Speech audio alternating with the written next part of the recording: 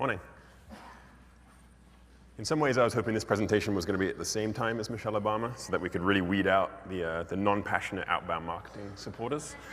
But yeah, excited to be here.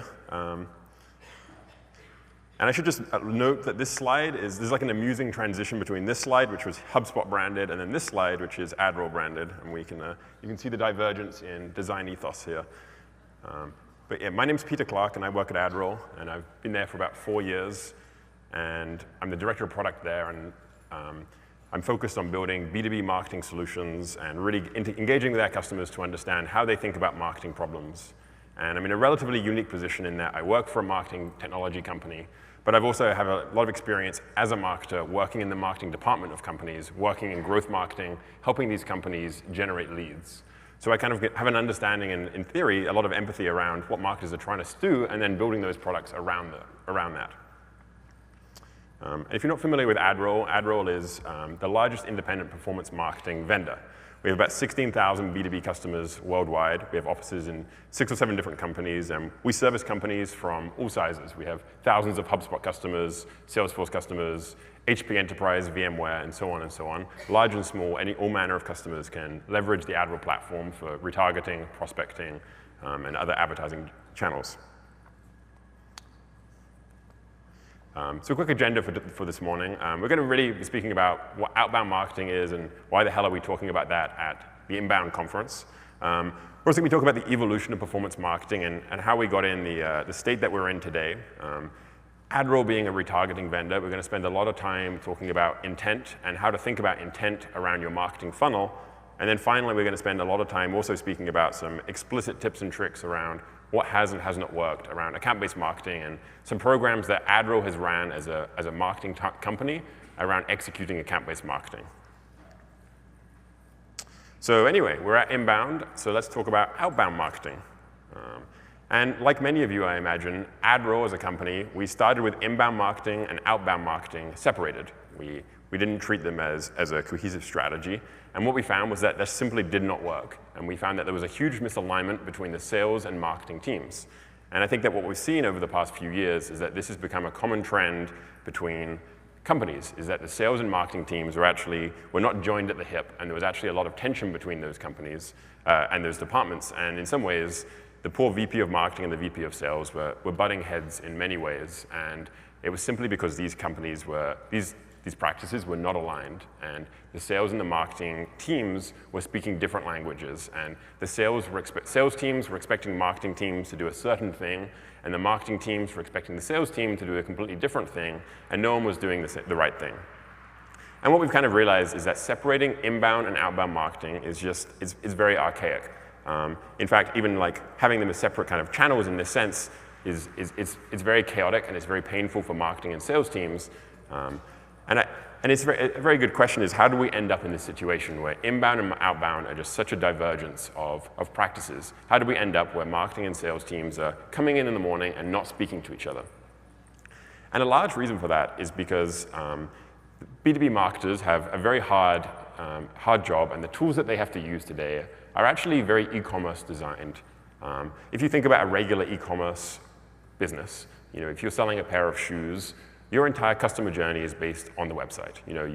Someone will see a Google ad, they'll go to your website, they'll see the pair of shoes, they'll leave the website, they'll get retargeted, they'll come back, they'll buy the shoes, they'll leave the website, they'll then get an email, they'll come back, they'll buy whatever else. And in general, that entire customer journey is highly orientated around the website. And that is how the majority of marketing tools work today, is that they deal with the website data, and that's all they deal with. The challenge is that B2B marketing and B2B buyer's journey is actually very complex and convoluted, and it doesn't exist only on the website, but it exists also in the CRM. And the reason for that is because inbound and outbound, the marketing teams generating content and the sales team talking to the leads are happening in parallel. It takes 4.5 people on average to buy a piece of B2B software, and marketing and sales are actually talking to different people in that organization.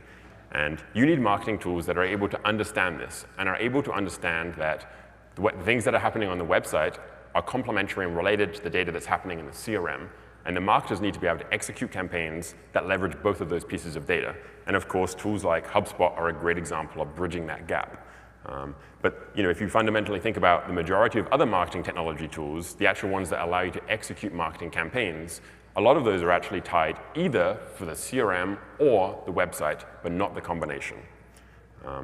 And it's really worth just reiterating just how painful the B2B buyer's journey is. We see this at AdRoll, and I'm sure that HubSpot sees this, and I'm sure for many of your businesses. It's very complex to buy B2B software, and that buyer's journey is, you have multiple people reaching out to you from an SDR or BDR to a new business sales rep. You get transitioned to an account executive. You're engaging with content. You're coming to conferences. You're clicking paid ads. You have people ringing you, and so on and so on. All manner of activities are happening in coordination. And without marketers having tools which allow you to really have a good understanding of the holistic journey, it's incredibly hard for them to be effective. But fortunately, in the 21st century, we have drones, and we also have marketing tools that can actually leverage both of this data. And this amazing technology and improvements in technology means that there's an amazing opportunity now for marketers to be able to execute effective campaigns that are both inbound and outbound. At the same time as this innovation in technology, the definition of performance marketing has changed and evolved. Marketers are held to a higher bar today than they were last year and the year before. An example of this, if I think about AdRoll, is that in 2014, the marketing team was simply responsible for generating a certain number of leads. A year later, people were kind of like, okay, well, you generated 20,000 of those leads, but a lot of those leads were not relevant for AdRoll. So the marketing team went away and they said, okay, we're going to introduce marketing qualified leads, and we're going to generate fewer leads, but they're going to be marketing qualified. And again, you have the same dialogue, and it turns out that that also is not the ideal goal of joining marketing and sales. So marketing then go away and they say, okay, I'm going to go and speak to a sales representative and ask them, what kind of leads do you want me to generate? And then the marketing team is going to generate that kind of leads. So then you end up saying, okay, we're going to generate, how many numbers? 3,000 marketing leads, which are sales qualified. And this is starting to get into the actual kind of, now you're making the salesperson happy at least. And then a year later, you start to say, okay, well, actually, the marketing team can assist you not only in generating those leads, but in actually closing those leads as well. And then you end up saying marketing helped influence revenue. It isn't about only about the number of leads that you generated, but it's actually about the revenue driven from those leads. And that's what we think of as the perfect happy place for marketing and sales, where marketing can not only have a lead number, but actually a revenue number. Sales representatives love this because, hey, I'm a sales representative. I'm responsible for driving revenue. If you're saying you're going to make me more effective, that means I'm going to make more money. I'm happy for that. And I would say that we've seen this as well when we talk to our customers, is that 92% of our customers and B2B customers in general are actively investing in account-based marketing programs and are making this kind of evolution from generating kind of, in some ways, dumb leads into the evolution of MQL, SQL, and then finally into influencing revenue. And it's worth noting, and it's a no-brainer, but if you do this and you truly do make inbound and outbound marketing and sales teams work together, the companies will grow faster. Your marketing efforts will be more effective, more efficient. For example, you can see here, 24% faster growth, which will then result in a faster growth for the company, and in general, happier lives for marketing people. Salespeople will make more company. As shareholders, you'll be happier, and so on and so on. So where should one even begin to start doing this? Where do you even begin in terms of helping a marketing team actually help a sales team? And it really starts with the customer. And the way that you can do that is that you should go out and you should speak to your sales team, and you should ask them, who is your customer? Who is your ideal customer profile? And how can I help you find those people? And the best way to do this is to really ask them to create a customer segment that you care about and to give me a persona of those people. And the customer persona could be all manner of things, but it usually involves some form of demographic data in a certain industry, a certain location, certain sales industry. You may say that you're targeting senior marketers at agricultural companies in Wyoming. And that would be an example of a really nice finite demographic which marketing can then go out and generate a pipeline around that specific problem. Without this, you're just shooting in the dark, and it's incredibly challenging for you to actually generate the leads that sales cares about, because you never actually ask sales what is the leads that they care about. And then once you've generated that customer profile, the next step is to then start thinking about intent. And we actually came up with this framework, which we really like, which is a spectrum of intent. And you can see here on the left side, on the inbound side, which is the high intent. And you can think of this as people engaging with your content. And this is obviously where marketing is spending their effort, which is people that are engaging with content, inbound content. And then at the other side, you have outbound marketing, which is typically sales teams reaching out to leads. And those people in some ways have less intent since they are being reached out to by sales representatives and are not necessarily proactively showing intent for your product. The challenge with that is that it leaves a kind of a gulf in between. And these people are not high intent, not actively seeking your product yet, but could be a very high fit for your business. And that's where we believe that account-based marketing is optimal, allowing you to bridge these two gaps, where people aren't necessarily actively engaging with your content, and allowing you to help sales representatives move out of the cold calling people and start encroaching on that territory by moving into the medium intent. And it's no secret that people are starting to try and do this today. When we query our customers about explicitly trying account-based marketing, 73% of B2B marketers are saying that they are actively investing in trying this. And so that's how do we make this work? And again, it's no surprise that account-based marketing is, I'm not sure what's the bigger talking point of this conference, Michelle Obama or account-based marketing.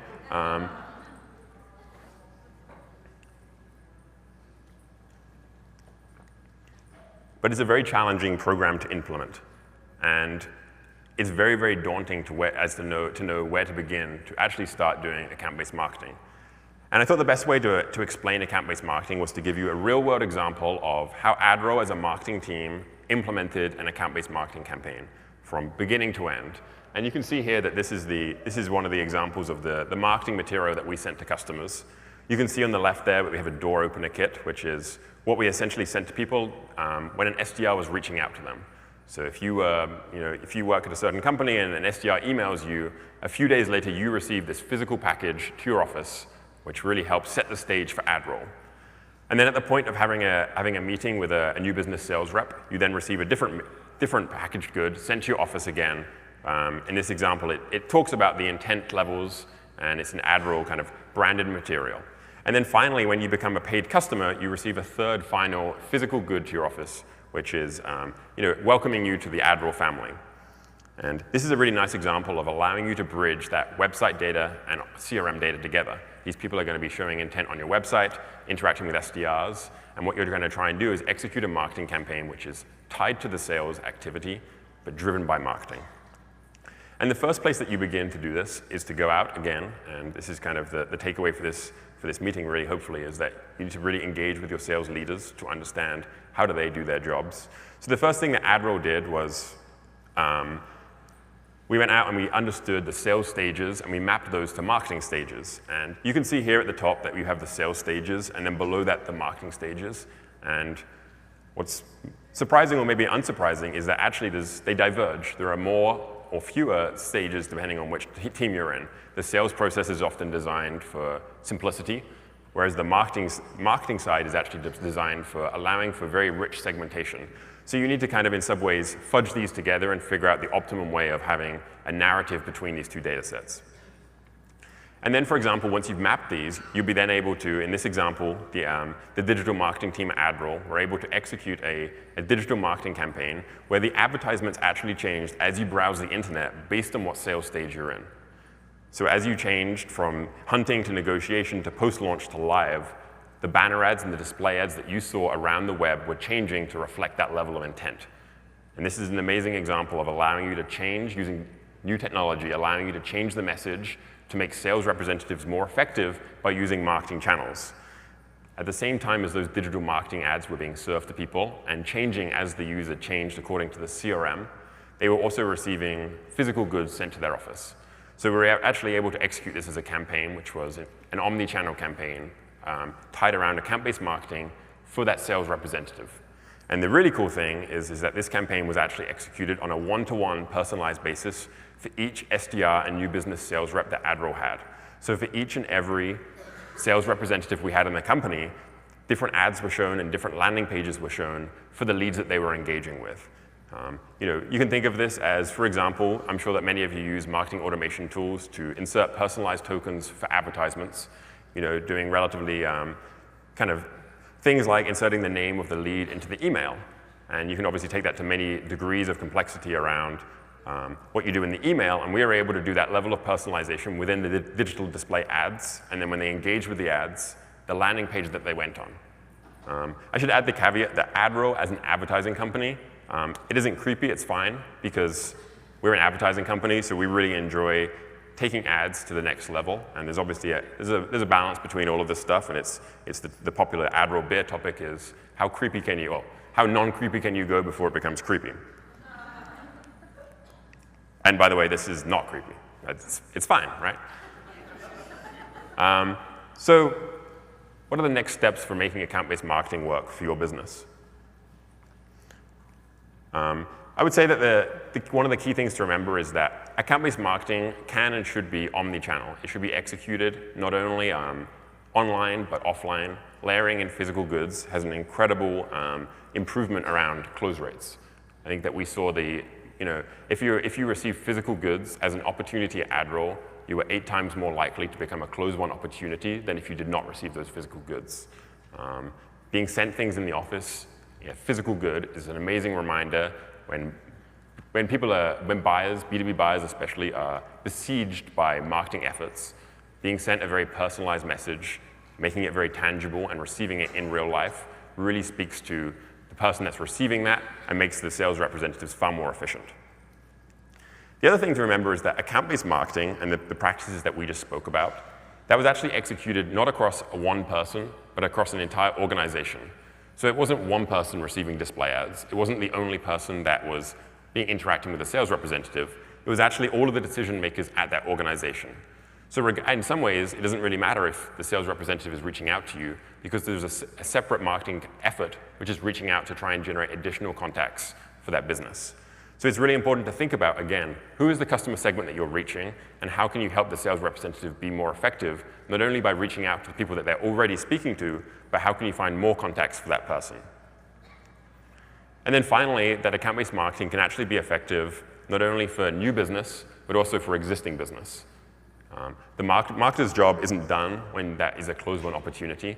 It then transitions to an account executive, and actually it continues to be a business that the company obviously cares about. So the marketing efforts should continue with that, cross-selling, upselling, growing that customer, allowing you to tailor marketing efforts around contact renewals, and so on and so on. These are additional marketing efforts which can be used where you can layer in account-based marketing.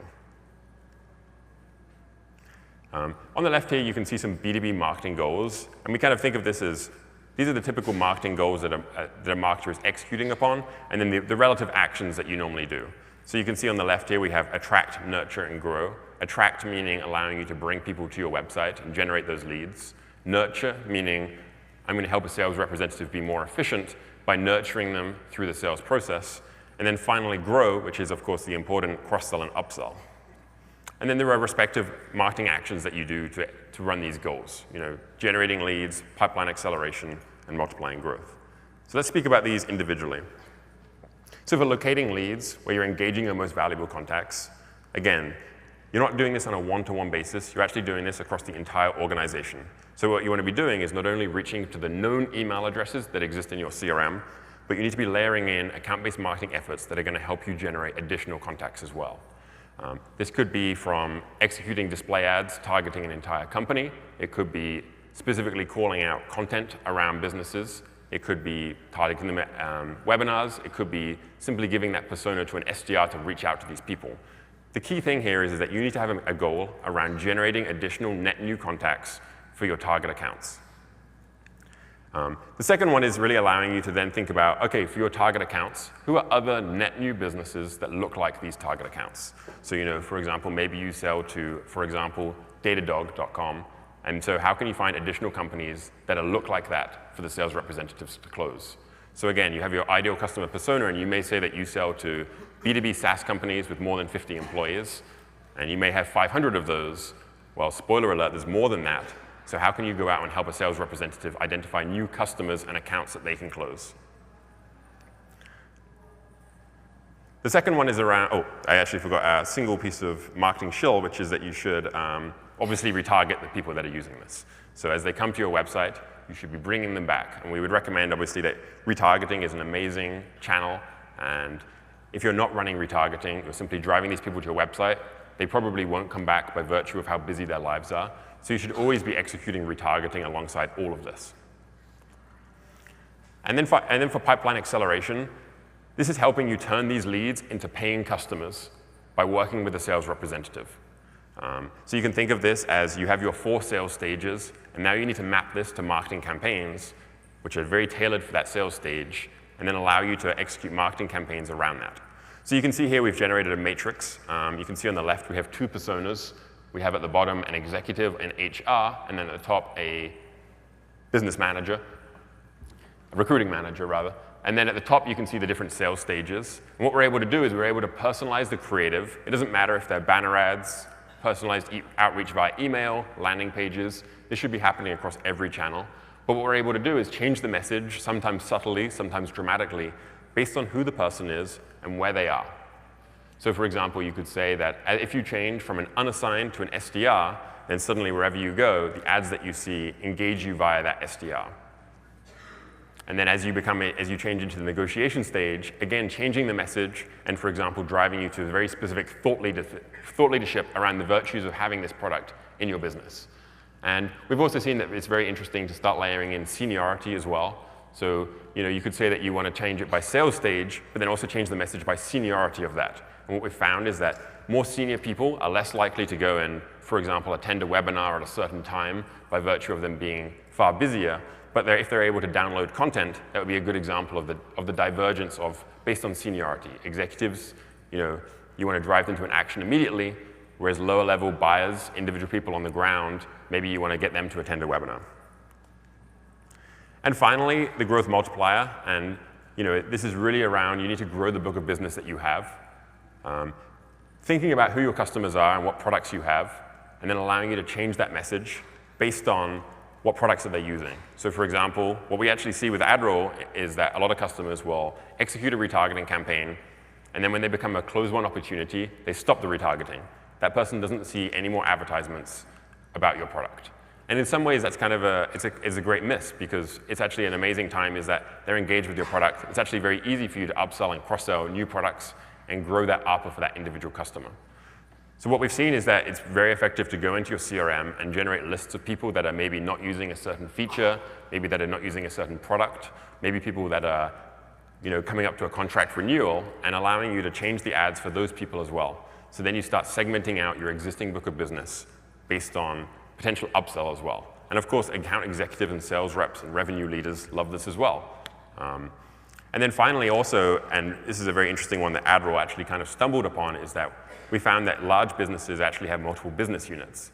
So what you can actually do is you can go to your contacts that you have as of today and ask them proactively or kind of offer them an upgrade around other people in your business that may want to buy your service. And what we found is it's remarkably common is that people will say, well, actually, yes, our business is 3 business units, and I deal with one of those business units. But actually, there's a different marketing team or different digital marketer who would actually be a good fit for your product as well. And they can facilitate that introduction. And I think that this is really the key area of this, is that you really need to be thinking about who your customer is, how can you interact with them, how can you personalize the message. And the best way to do that is to allow you to change the message based on who the customer is. And the only way that you'll know that is by speaking to sales representatives and really digging into your CRM. And I would love to take any questions around account-based marketing, and the AdRoll team is very happy to sit down and help you guys strategize around who is your ideal customer persona, what is the customer fit, and so on and so on.